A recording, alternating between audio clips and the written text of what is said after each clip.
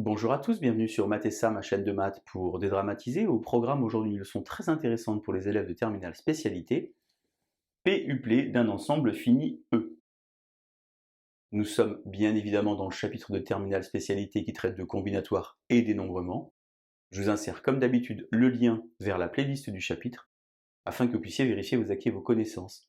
Connaissez-vous par exemple le vocabulaire de ce chapitre, P uplé ou P-list, arrangement, permutation ou combinaison? On va donc s'intéresser justement aujourd'hui au P-uplé. Pour cela, on a E, un ensemble fini avec card de E égale n.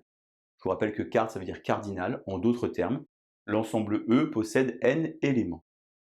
Un P-uplé, qu'on appelle également une P-liste, est une liste ordonnée formée de P éléments de E, P étant naturellement un entier naturel. Donc on va évidemment se poser aujourd'hui la position de P par rapport à n. Est-ce que P est plus grand que n ou est-ce que P est plus petit que n? Pour comprendre comment ça fonctionne, eh bien on va regarder ça sur un exemple. J'ai pris par exemple dans ma classe de terminale 4 élèves qui sont assis au premier rang, Clara, Julien, Amel, Elodie. J'ai donc ici n égale 4, c'est-à-dire le nombre d'éléments dans E. Puisque je les ai en classe 5 fois par semaine, eh bien je vais leur faire effacer le tableau à la fin de l'heure. Et donc il faut que je crée ici une 5 liste. Ça veut donc dire ici que P est plus grand que N. Mais puisque je n'ai que 4 éléments dans E, eh bien nécessairement les répétitions sont obligatoires. J'ai donc créé ici une 5 liste, Clara, Amel, Clara, Julien, Elodie. Je pourrais évidemment en faire d'autres. Maintenant, je les ai également en maths experte, c'est-à-dire que je les ai que 3 fois par semaine, et donc cette fois-ci, vous remarquez que P est inférieur ou égal à N. Car je vais maintenant créer une 3 liste, c'est-à-dire une liste de 3 élèves, pour effacer le tableau 3 fois dans la semaine, chacun un jour. Clara, Julien, Amel, par exemple, mais possibilité pour avoir Clara, Clara, Clara. Finalement, la répétition est ici possible, mais elle n'est pas obligatoire. Il y a deux autres mots de vocabulaire qui existent dans ce chapitre. Le premier mot, c'est évidemment arrangement. Je vous insère le lien vers la vidéo qui traite d'arrangement si vous voulez progresser. Qu'est-ce que c'est qu'un arrangement? C'est finalement un P-uplé d'éléments distincts. Ça veut dire qu'on refuse la répétition. Et donc par exemple, ceci n'est pas possible. Ceci ici est un P-uplé, mais également un P-uplé d'éléments distincts. Ça s'appelle donc un arrangement. On a également un autre mot de vocabulaire, permutation. Je vous insère évidemment le lien vers la vidéo. Pour une permutation, on a donc ici n égale p, et la répétition est interdite. Vous irez voir évidemment la vidéo que je vous ai insérée. Alors je sais que vous adorez ça, je vais donc maintenant vous montrer un petit code Python. Je vous insère ça sur la partie droite de l'image. Donc on a ici une fonction Python à deux arguments, avec p, naturellement, la longueur de la liste que je souhaite former, et L, la liste finalement des éléments de E au départ. On a une instruction qui s'appelle lenL, qui veut donc dire la longueur de la liste. On n'a donc pas besoin de rentrer le n. On a ici deux instructions très importantes. D'abord roundInt pour choisir au hasard un entier dans une liste, et évidemment .append pour rajouter à la fin de la liste un élément. On fait donc tourner une boucle pour, et en sortie de code, on renvoie la liste créée, donc mon P-uplé. Je vous ai par exemple fait tourner ceci pour mes élèves Clara, Julien, Amel, Elodie. Naturellement lorsque j'ai pris 5 et naturellement lorsque j'ai pris 3. Et vous voyez donc les réponses qui vous sont proposées.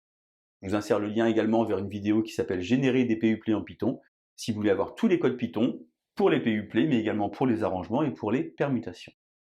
C'est maintenant à vous de jouer. Sur la partie droite du tableau, 3 exercices sans prétention. Je vous propose donc de mettre la vidéo en pause. Vous allez donc prendre un brouillon, un crayon, et c'est parti. Alors premier exemple, on a donc une famille de 4 personnes. Vous avez certainement peut-être déjà entendu parler de cet exemple. Papa, maman, Arthur, Fiona.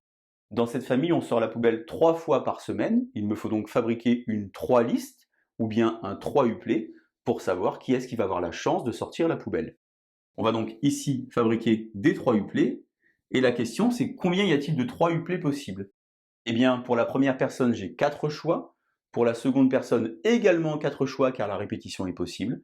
Pour la troisième personne, 4 choix. Finalement, j'ai 4 au cube, 3 uplés, 4 au cube, 64.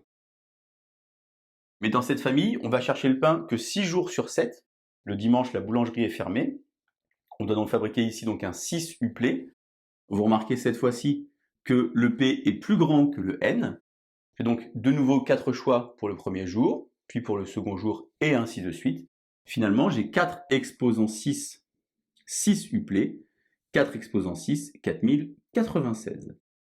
Si c'est toujours vous qui allez chercher le pain, vous pouvez commencer à discuter à la maison en proposant cet exemple. Exercice 2, un entraîneur de basket dispose de 10 joueurs pour composer son équipe de 5 joueurs. Les joueurs sont donc interchangeables et peuvent évoluer à tous les postes. Une équipe est donc constituée par un meneur, un arrière, un ailier fort et un pivot, qui va donc me fabriquer donc une 5 liste ou un 5 uplé. Combien donc peut-il constituer d'équipes différentes? On va extraire de l'énoncé les informations. D'abord, N, le cardinal de E, c'est finalement l'effectif de l'équipe. Il y a donc ici 10 joueurs.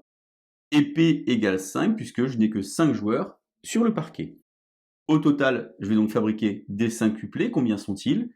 Eh bien, 10 joueurs pour le premier, 10 joueurs pour le second, et ceci 5 fois de suite. J'ai donc 10 exposant 5, c'est-à-dire 5 zéros, 100 000. Exercice 3 enfin, un octet est une 8 listes d'éléments de E étant 0 ou 1. C'est quelque chose qu'on voit évidemment en informatique.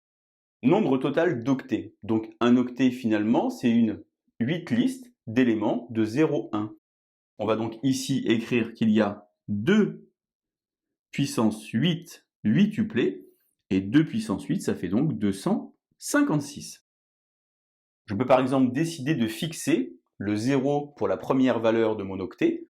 Ça veut donc dire que le 0 est fixé pour le premier nombre, mais pour les 7 nombres qui suivent, j'ai le choix entre 0 et 1, c'est-à-dire 2 fois 2 fois 2, comme ceci, 7 fois. Il y a donc ici 2 exposant 7, 7 uplés, soit évidemment 128. Je peux également fixer, c'est le cas de la dernière question, des 1 dans les deux dernières cases. Je vais donc devoir choisir pour mes 6 premiers nombres et les deux derniers sont fixés. Je vais donc ici créer des 6 uplés. Combien j'ai donc de 6 uplés? Eh bien, je vais en avoir 2 exposant 6, c'est-à-dire ici 64. PUplé d'un ensemble fini, voilà donc à quoi ça ressemble. Attention à ne pas vous tromper sur le vocabulaire. PUplé, certes, mais également arrangement et permutation. Je vous laisse vous entraîner et je vous dis à bientôt sur Matessa. Bonne journée.